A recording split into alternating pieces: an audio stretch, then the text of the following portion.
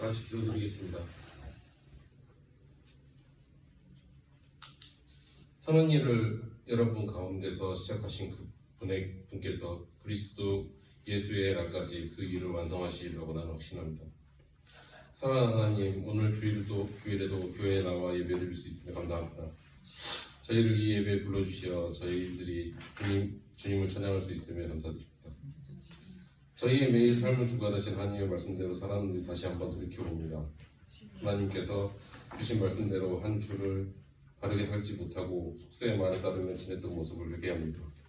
다시 한번 저희들이 하나님의 말씀을 따라 살 수 있도록 저희들을 지켜봐 주시고 마음가짐을 새롭게 하고 하나님의 말씀에 집중할 수 있는 저희들이 될 수 있도록, 그리고 저희들을 회복할 수 있도록 해주십시오. 주님, 저희들을 은혜와 복을 주시어 어려운 사람을 돕고 주변 사람들을 잘 살필 수 있도록 보살펴 주십시오. 아름다운 봄날 햇살처럼 따스함이 우리 주변의 많은 이들에게 전달되었으면 합니다. 항상 사랑이 넘치는 공동체가 되게 해주시고 주님을 향한 믿음을 통해 우리들의 소망이 이루어지기를 간절히 바랍니다. 주님을 향한 저희들의 마음 인도해 주시고 더 큰 은혜와 복을 받는 제자교회가 되게 해 주십시오. 또한 세상이 많은 분쟁과 싸움을 어렵지만 주님의 나라를 만들기 위해 부철주야 주님의 말씀을 선포하시는 우리 선교사님들 지켜주시고 그들의 사역이 주님을 알지 못하는 사람들의 마음을 움직이고 그들이 주님 앞에 나올 수 있도록 인도해 주십시오.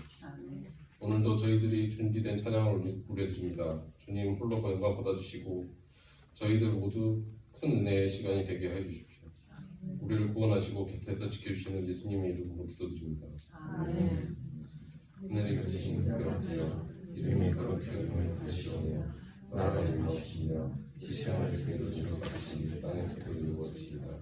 오늘 우리에게 원하신 주시옵고 우리가 우리에게 죄진 자를 사하는 것 같이 우리의 죄를 사하여 주시옵고 우리를 시험에 들지 마시옵시고 다만 악에서 구하시옵소서.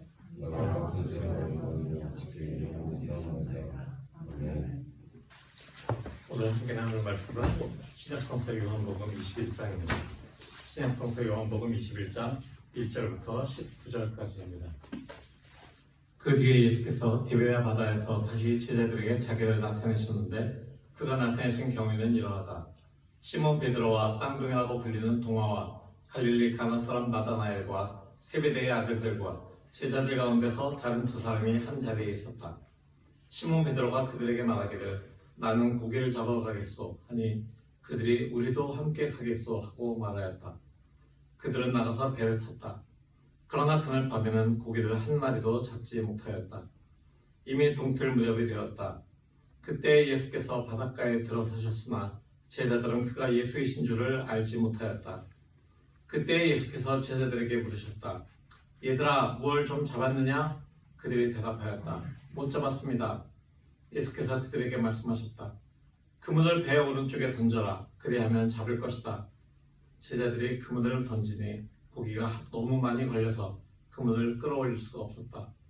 예수가 사랑하시는 제자가 베드로에게 저분은 주님이시다 하고 말하였다.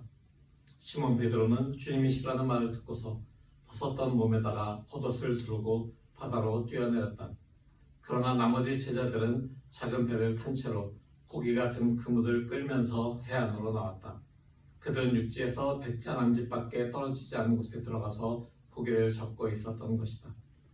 그들이 땅에 올라와서 보니 숯불을 피워놓았는데 그 위에 생선이 놓여있고 빵도 있었다. 예수께서 제자들에게 말씀하셨다. 너희가 지금 잡은 생선을 조금 가져오너라. 시몬 베드로가 배에 올라가서 그물을 땅으로 끌어내렸다.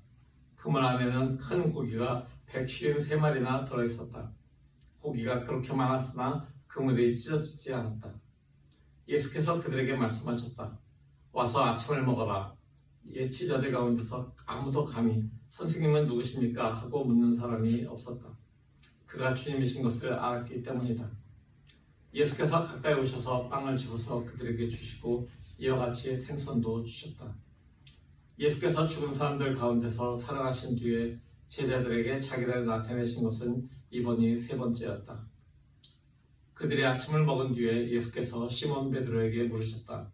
요한의 아들 시몬아, 내가 이 사람들보다 나를 더 사랑하느냐? 베드로가 대답하였다. 주님, 그렇습니다. 내가 주님을 사랑하는 줄을 주님께서 아십니다. 예수께서 그에게 말씀하셨다. 내 어린 양떼를 먹여라. 예수께서 두 번째로 그에게 물으셨다. 요한의 아들 시몬아, 내가 나를 사랑하느냐? 베드로가 대답하였다. 주님, 그렇습니다. 내가 주님을 사랑하는 줄을 주님께서 아십니다. 예수께서 그에게 말씀하셨다. 내 양떼를 쳐라. 예수께서 세 번째로 물으셨다. 요한의 아들 시몬아, 내가 나를 사랑하느냐? 그때 베드로는 예수께서 내가 나를 사랑하느냐 하고 세 번이나 물으심으로 불안해서 주님께서는 모든 것을 아십니다. 그러므로 내가 주님을 사랑하는 줄을 주님께서 아십니다 하고 대답하였다. 예수께서 그에게 말씀하였다. 내 양떼를 먹여라. 내가 진정으로 내게 말한다. 내가 젊어서는 스스로 띠를 띠고 내가 가고 싶은 곳을 다녔으나 내가 늙어서는 남들이 내 팔을 벌릴 것이고 너를 묶어서 내가 바라지 않는 곳으로 너를 끌고 갈 것이다. 예수께서 이렇게 말씀하신 것은 베드로가 어떤 죽음으로 하나님께 영광을 돌릴 것인가를 암시하신 것이다. 예수께서 이 말씀을 하시고 나서 베드로에게 나를 따라라 하고 말씀하셨다. 이는 하나님의 말씀입니다. 하나님 감사합니다. 부활하신 예수 그리스도가 주시는 은혜와 평화가 함께 하시기를 기원합니다. 부활하신 예수께서는 제자들에게 여러 번 나타나셨습니다. 그리고 그들에게 평화와 성령을 통해서 서로를 용서하고 또 다른 사람을 용서하고 또 예수 그리스도의 복음을 전할 수 있도록 하셨지만 제자들은 아직도 자신들의 가야 할 바를 알지 못하고 있었습니다. 어느 날 제자들 중에서 몇 명이 한 자리에 모여 있었습니다. 그때 시몬 베드로가 그들에게 자신은 고기를 잡아도 가겠다라고 이야기합니다. 부활하신 예수를 만났지만 아직 예수를 배신했던 자신을 용서하지 못한 것일까요? 베드로는 예수를 만나기 이전에 고기 잡던 어부의 삶으로 돌아가겠다라고 지금 이야기하고 있는 것입니다. 베드로가 이렇게 이야기하자 나머지 제자들도 그래, 그럼 우리가 뭐 할 게 있겠어? 우리도 같이 가세라고 이야기합니다. 고향에 돌아온 사람들은 디베야 바다에서 작은 배를 타고 고기 잡이에 나섭니다. 그들은 원래 고기 잡는 어부였고 물론 그들 중에 일부는 아니었겠지만 익숙한 사람이 많았으니까 그 바다에 나가서 고기를 잡으려 노력을 합니다. 그러나 그들이 밤새 애를 썼지만 그들이 잡은 고기는 한 마리도 없었습니다. 한 마리도 고기를 못 잡고 이제 날이 새고 있었습니다. 환하게 동이 트는 무렵에 바닷가에 한 사람이 나타납니다. 그리고 그가 그들에게 소리칩니다. 무슨 고기를 좀 잡았어? 제자들이 그 목소리에 대답합니다. 한 마리도 못 잡았습니다. 그러자 그 사람은 그물을 배 오른쪽으로 던져라 라고 이야기를 합니다. 제자들은 그 사람의 말대로 그물을 배 오른쪽에 던집니다. 물론 그 바다에서 가장 전문적이었던 어부였던 그들이었지만 맨 마지막이기 때문에 이제 배를 돌려 들어가기 전에 그저 속는 셈 치고 한번 던졌는지도 모르겠습니다. 아니면 그 사람의 목소리가 너무나도 위험이 있어서 믿을만해서 던졌을지도 모릅니다. 그들이 그물을 던졌고 그리고 그 그물에는 153마리라고 하는 고기가 걸려듭니다. 나중에 그들이 세워보아서 153마리라고 이야기하는 것인데 사실 그 당시에 갈릴리 바다에 디베야 바다에 있는 고기의 종류가 153가지였다라고 이야기하는 그런 전승을 본다면 결국은 그들은 그 바다에 있는 모든 고기의 종류를 한 그물로 잡았던 것입니다. 무언가 데자뷰 같은 그런 상황입니다. 그들이 예수 그리스도를 처음 만났을 때에도 그들은 깊은 곳에 가서 그물을 던지라는 예수의 말씀을 따라서 깊은 곳에 가서 그물을 던졌고 밤새 한 마리도 못 잡았던 그들이 많은 고기를 잡아서 다른 배의 도움을 받아서 그물을 끌고 육지로 왔던 그런 경험이 있지 않습니까? 그 데자뷰 같은 상황을 마주하고 한 제자가 이야기합니다. 저분은 주님이시다. 베드로는 그 제자의 말을 듣자마자 벗었던 몸에 겉옷을 두르고 바다로 뛰어듭니다. 그 장면도 어디선가 보신 것 같죠? 베드로가 바다로 뛰어듭니다. 예수께서 물 위로 걸어오시는 것을 보고 제자들이 놀랐는데 주님이 나다 안심하라 라고 말씀하시니까 베드로가 나도 물 위를 걷게 해주십시오 라고 하고 예수께서 와라 라고 말씀하시니까 뛰어들었어요. 근데 몇 걸음 걷다가 풍랑을 보고 빠져듭니다. 베드로가 결국은 물 위에 올라섭니다. 물 위를 걸었는지 헤엄을 쳤는지 우리는 알 수 없지만 베드로는 물 위에 올라서고 다른 제자들도 그 물을 끌고 바닷가로 나옵니다. 그들이 바닷가로 나왔을 때 그 해안가에는 숯불이 피어져 있었고 그 숯불 위에는 생선과 빵이 구워지고 있었습니다. 그들이 숯불을 보았을 때 그들의 마음은 어땠을까요? 밤새 추위에 떨면서 바닷바람을 맞으면서 고기를 잡으려고 애썼기 때문에 춥고 허기진 제자들이었을 겁니다. 그래서 그걸 보자마자 따뜻하다, 와 먹을 거다 이랬을까요? 다른 제자들은 모르는데 아마 베드로는 그러지 못했을 겁니다. 숯불이네 라는 것을 생각하면서 베드로는 숯불을 보면서 아마 그가 대제사장 집들에서 숯불을 쬐면서 서 있을 때 예수를 3번 부인했던 것을 떠올렸을 것 같습니다. 그렇기 때문에 베드로는 그 음식을 보면서 예수님을 보면서 무언가 할 말이 없었을 것 같습니다. 마음이 편치 않았을 겁니다. 다른 제자들 역시 예수 그리스도를 알아보았지만 그가 누구신지 감히 묻지도 못했고 그저 내키지 않는 그런 표정으로 그러나 그들의 줄인 배를 어쨌든 채워야 되니까 꾸역꾸역 빵과 물고기를 그들의 입에다가 넣고 있었을 것입니다. 왜냐하면 그들 역시 그리스도 예수의 제자로 성령을 받은 사람으로 살아가지 못하고 지금 다시 옛날의 삶으로 돌아와 있었기 때문입니다. 식사를 마친 후에 예수께서는 베드로를 꼭 집어서 물으십니다. 요한의 아들 시몬아, 내가 이 사람들보다 나를 더 사랑하느냐? 복음서가 기록된 헬라어 원문의 뜻은 이 사람들이 아니라 이것들이라고 하는 표현인데요.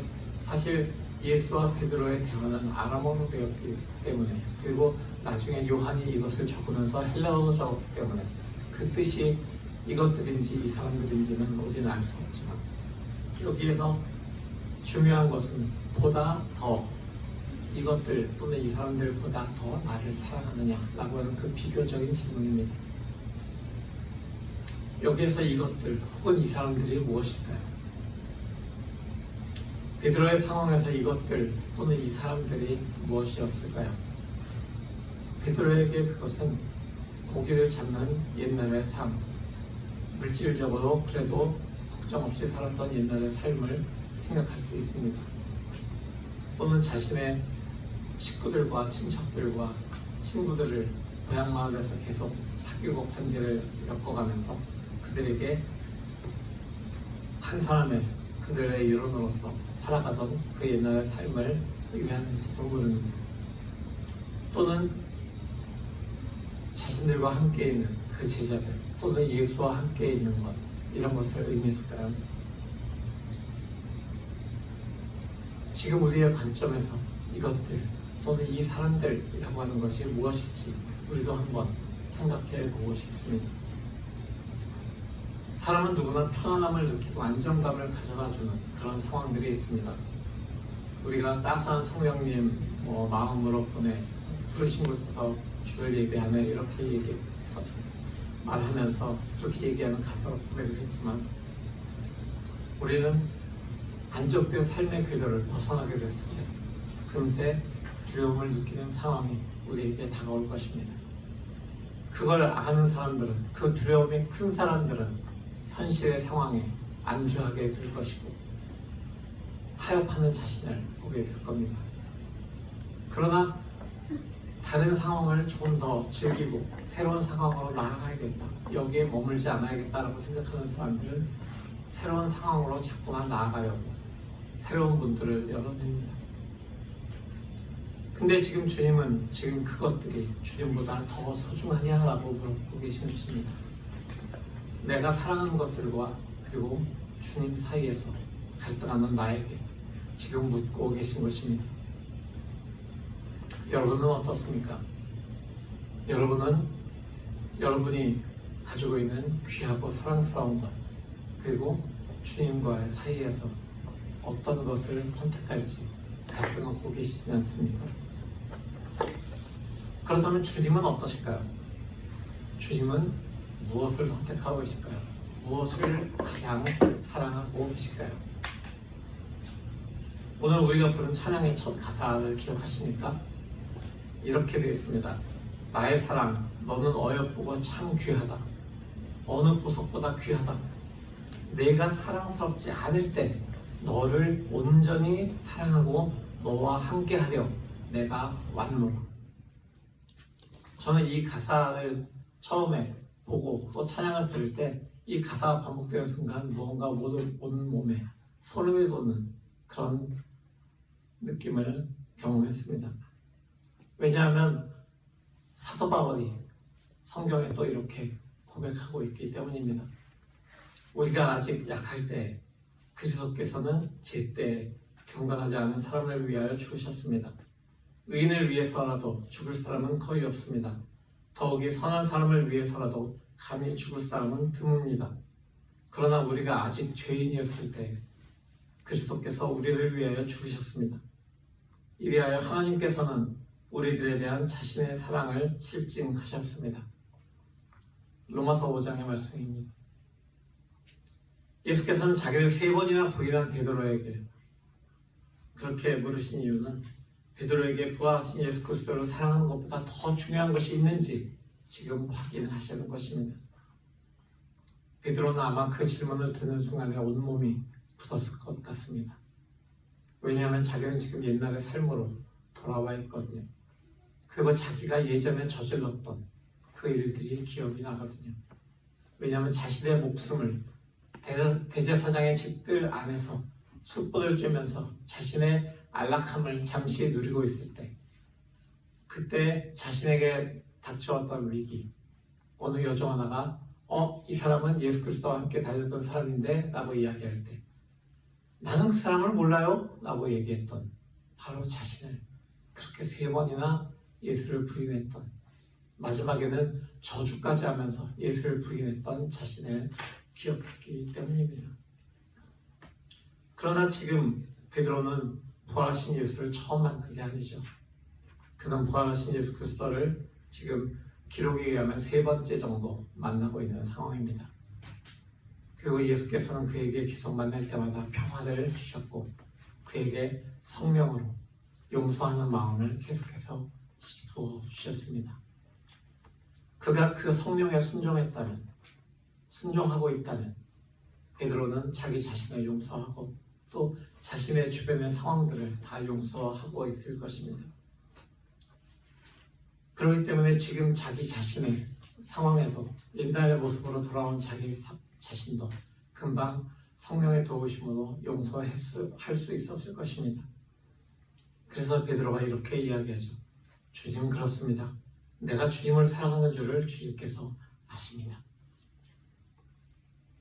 우리의 모든 것을 아시는 주님께서는 베드로의 마음도 다 알고 계시기 때문에 베드로가 그렇게 대답을 한 것입니다. 그때 예수께서는 베드로에게 내 어린 양떼를 먹여라 라고 말씀하십니다. 예수께서는 자신을 믿고 따르는 사람들을 양이라고 부르셨습니다. 그러면서 자신을 양의 문으로, 양이 드나드는 문으로 또 양을 치는 목자로, 더 나아가서 선한 목자로 이야기하고 계십니다. 그러나 양떼를 치는 목자들이 다 예수님 같지는 않았습니다. 당시에 많은 종교 지도자들도 예수님의 그 시선처럼 사람들을 바라보지는 않았습니다. 그것은 성서 시대를 떠나서 지금도 그리고 예수님이 계시던 시절보다 훨씬 더 이전의 시대에도 똑같은 상황들이 아마 벌어졌던 것 같습니다. 그래서 미가 선지자는 이렇게 하나님의 말씀을 대언합니다. 그때 내가 말하였다. 야곱의 우두머리들아, 이스라엘 집의 지도자들아, 내가 하는 말을 들어라. 정의에 관심을 가져야 할 너희가 선한 것을 미워하고 악한 것을 사랑한다. 너희는 내 백성을 산채로 그 가죽을 벗기고 뼈에서 살을 뜯어낸다. 너희는 내 백성을 잡아먹는다. 가죽을 벗기고 뼈를 산산조각 파수고 고기를 삶듯이 내 백성을 가마솥에 넣고 삶는다. 맡겨진 양을 돌보기보다는 잡아먹는, 그것도 산채로 잡아먹는 지도자들의 모습을 미가 선지자가 꾸짖고 있는 것입니다. 예수께서 자기의 어린 양을 먹여라, 나의 어린 양떼를 먹여라 라고 베드로에게 지금 이야기하시는 것은 베드로도 주님처럼 주님께 나온 사람들을 보살피고 자기에게 나온 사람들을 주님의 이름으로 나온 사람들을 보살피면서 그들의 생명을 얻게 하고 더 풍성히 얻게 하라고 지금 말씀하고 계신 것입니다. 이 일을 위해서 예수께서는 고기를 잡지 못하고 밤새 지친 제자들에게 숯불을 피워서 그들의 몸을 덮일 수 있게 하시고 그리고 그들의 배를 채울 생선과 빵을 준비해 놓고 계신 것입니다. 사실 제자들의 지금 상황이 옛날로 돌아가고 다시 그 삶을 할 수 없게 만든 그런 상황도 분명히 있을 것 같습니다. 왜냐하면 그들이 선생님을 잃어버리고 현실의 지도자를 잃어버리고 삶의 목적을 잃어버렸기 때문일 것입니다. 또는 너무나 지치고 탈진해서 번아웃이 와서 무엇을 할지 몰라서 그저 익숙한 삶으로 돌아갔기 때문일 것입니다. 바로 그런 그들이 번아웃으로부터 나올 수 있도록 예수께서는 그들이 추위에 떠는 몸을 녹일 수 있도록 그리고 그들이 줄인 배를 채울 수 있도록 그들의 몸을 위한 숯불과 그들의 체력을 높일 수 있는 먹을 것을 마련해 주신 것입니다. 그래야지 그들이 힘을 내서 더 달려갈 수 있기 때문입니다. 그 다음에 예수께서 다시 두 번째 질문을 베드로에게 하십니다. 근데 질문이 조금 달라집니다. 이번에는 무엇인가와 비교하지 않고 바로 직접적으로 물으십니다. 요한의 아들 시몬아, 내가 나를 사랑하느냐? 베드로가 대답하죠. 주님, 그렇습니다. 내가 주님을 사랑하는 줄을 주님께서 아십니다. 그러자 주님께서 말씀하십니다. 내 양떼를 쳐라. 내 어린 양을 먹여라 라는 것에서 한 발 더 나아간 말씀입니다. 내 양떼를 쳐라. 먹이는 것과 치는 것은 조금 다를 수 있습니다. 먹이는 것은 그저 먹을 것을 공급해주는 그런 역할에 끝나고 맙니다. 그렇지만 양떼를 친다는 것은 그 양떼를 데리고 먹을 것을 찾아서 목초지로 또는 물가로 이동하는 것을 넘어서 그 모든 과정 중에 그 양떼가 우리에서 나오고 들어가는 것을 관리해야 되고 또 나쁜 들짐승으로부터 그 양떼들을 구해야 되고 양떼가 길을 잃었을 때 또는 절벽에서 떨어졌을 때 그들을 끄집어 올리고 구출해야 될 그럴 사명을 다 가지고 있는 것이 양떼를 치는 것입니다. 베드로는 주님이 차려주신 식탁을 통해서 힘을 얻었고 그리고 그 힘을 가지고 그 양떼를 칠 수 있는 능력 또한 얻게 된 것입니다. 그저 먹는 것에 그치는 것이 아니라 양떼를 먹일 수 있고 또 그들을 위해서 자신의 몸을 희생할 수 있는 것, 바로 그것이 지금 주님께서 베드로에게 요구하고 계신 것입니다. 양들이 목자의 음성을 듣고 그리고 따를 수 있도록 깊이 있는 관계로 들어갈 수 있도록 지금 주님께서는 베드로에게 말씀하고 계십니다. 그러기 위해서는 자신을 내려놓고 그 양떼를 지킬 준비가 되어야 되는 것입니다. 예수께서 세 번째로 물으십니다. 요한의 아들 시몬아, 네가 나를 사랑하느냐? 이때 베드로는 예수께서 네가 나를 사랑하느냐 하고 세 번째 물으시기 때문에 무언가 마음에 부담이 됩니다. 불안해집니다. 그래서 주님께서는 모든 것을 아십니다. 그러므로 내가 주님을 사랑하는 줄을 주님께서 아십니다 라고 대답합니다. 예수께서 하신 이 세 번의 질문을 통해서 베드로는 자신의 주님을 세 번 부인했던 그 과거로부터 완전히 탈출할 수 있었습니다. 그리고 세 번의 고백을 통해서 예수 그리스도의 사랑을 완전히 품게 되고 그리고 그 경험을 나눌 수 있게 되었습니다. 사실 베드로는 예수 그리스도의 수제자로 활약했던 사람입니다.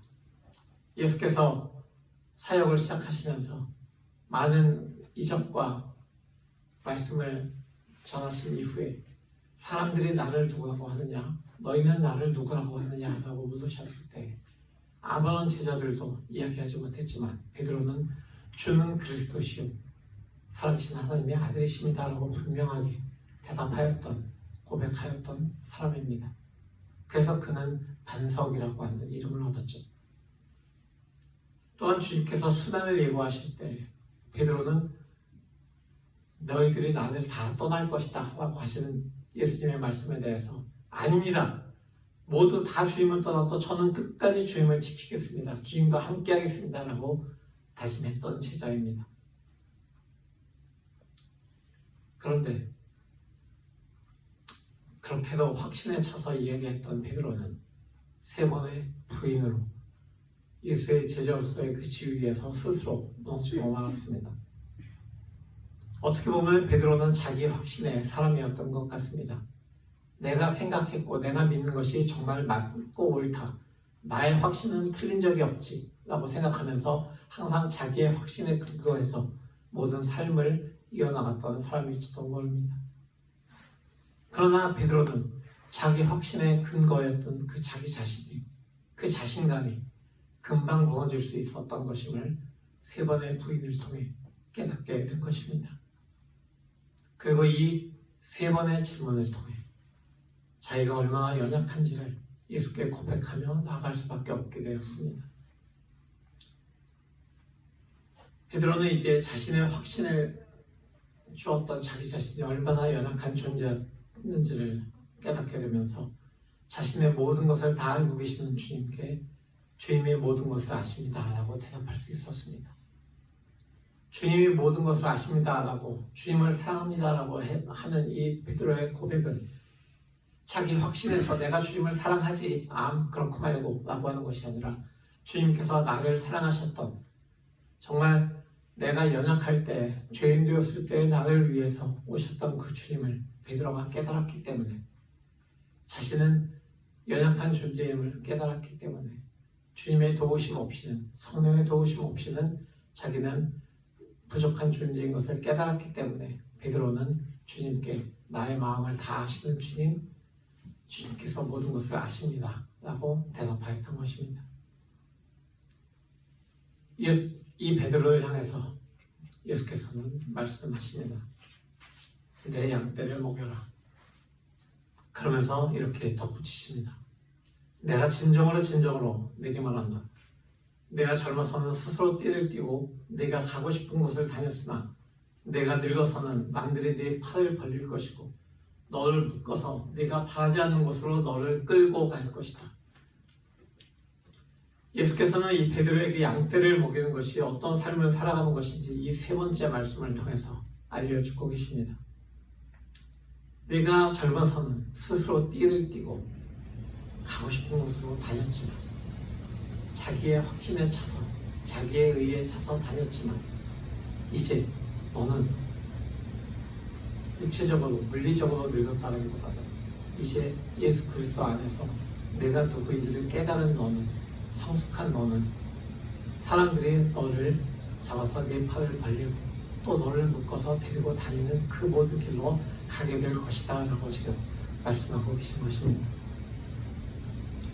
예수께서 베드로에게 처음에 내 어린 양떼를 먹여라 라고 하신 말씀은 어린 양들이 힘을 내고 살아가도록 먹을 것을 주고 공급하는 것이었습니다. 그 다음에 내 양떼를 쳐라 라고 말씀하신 것은 양떼와 목자가 생명을 전하고 지키는 그런 관계인 것을 말씀하시면서 선한 목자이신 주님을 본받도록 따르도록 요구하신 것입니다. 세 번째로 내 양떼를 먹여라 라고 말씀하시면서 이야기하신 것을 통해서 양떼를 먹이는 목자는 십자가에서 두 팔을 벌리고 자기 자신을 온전히 내어주신 예수 그리스도처럼 살아가야 함을 지금 말씀하고 계신 것입니다. 저는 이 말씀을 가지고 오늘 본문과 똑같은 본문을 가지고 작년에 먹고 먹이고 먹히고라고 하는 제목으로 말씀을 드린 적이 있습니다. 우리는 예수 그리스도의 말씀을 먹고 그리고 그 말씀을 사람들에게 또 먹이고 나아가서 내가 내 모든 것을 그들에게 먹힐지라도 그럼에도 불구하고 예수 그리스도처럼 한마디 말도 없이 죽임을 당하셨던 어린 양처럼 우리도 그 삶을 본받아야 되는 것이 그리스도인의 삶이다라는 요지였습니다. 성도 여러분, 이제 여러분에게 질문을 던지고 싶습니다. 여러분은 자신이 가진 그 무엇보다도 예수 그리스도를 부활하신 예수 그리스도를 사랑하십니까? 여러분은 여기에 아멘으로 대답하셔야 되는 겁니다. 그런데 예수님을 사랑하는 것을 밖으로 드러내는 건 쉽지 않습니다. 이 사랑은 아가페의 사랑이기도 하지만 필레오의 사랑이기도 하기 때문입니다. 신적인 또는 정신적인 사랑이기도 하지만 정말 내 이웃을 내 몸처럼 사랑하는 그런 사랑이기 때문입니다.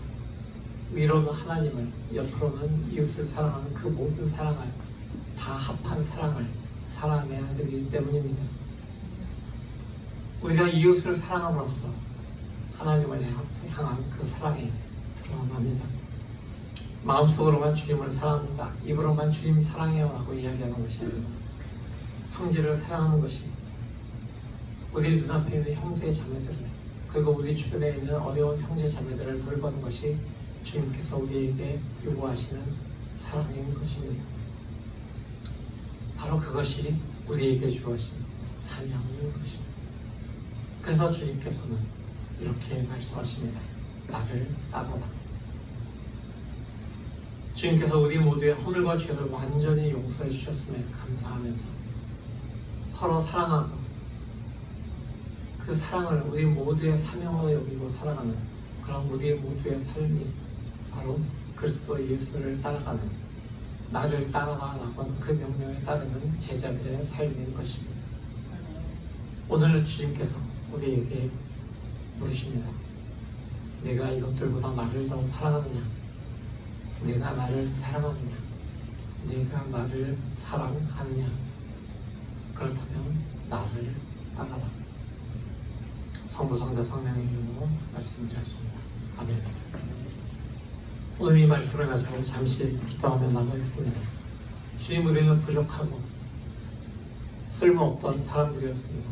그러나 주님께서 바로 그때 주님께 아무 쓸모없고 부족하기만 했던 우리를 위해서 자신을 내어주기 위해서 온전히 우리를 사랑하기 위해서 주님께서 오셨습니다. 바로 그 주님을 사랑합니다. 주님을 따라갑니다. 이렇게 고백하면서 나가겠습니다. 다같이 기도하겠습니다. 우리가 아직 약할 때 그리스도께서는 제때 경건하지 않은 사람을 위하여 죽으셨습니다. 의인을 위해서라도 죽을 사람은 거의 없습니다. 더욱이 선한 사람을 위해서라도 감히 죽을 사람은 드뭅니다. 그러나 우리가 아직 죄인이었을 때 그리스도께서 우리를 위하여 죽으셨습니다. 이리하여 하나님께서는 우리들에 대한 자기의 사랑을 실증하셨습니다. 주님, 우리의 삶을 통해서 이 구절을 품고 살아가길 원합니다. 이제 죽을 수밖에 없었던 우리를 위해서 이 땅에 오셔서 십자가를 지신, 그래서 우리를 구속하신 그 주님의 놀라우신 은혜에 우리가 감사와 찬양을 드립니다. 주님의 십자가를 통해서 하나님으로부터 의롭다고 여김을 받은 우리에게 이제 주님을 사랑하는 그 삶으로 계속 걸어가겠다고 주님을 향한 사랑을 고백합니다. 주님께서 내가 나를 이들보다 더 사랑하느냐라고 물으신 질문에 아멘 주님 그렇습니다 라고 내가 무엇보다 주님을 사랑합니다 라고 고백하며 주님을 따라갑니다. 주님, 이제 주님께서 우리에게 맡겨주신 모든 사명을 위해서 그 사랑의 실천을 위해서 우리가 살아가기로 결단합니다.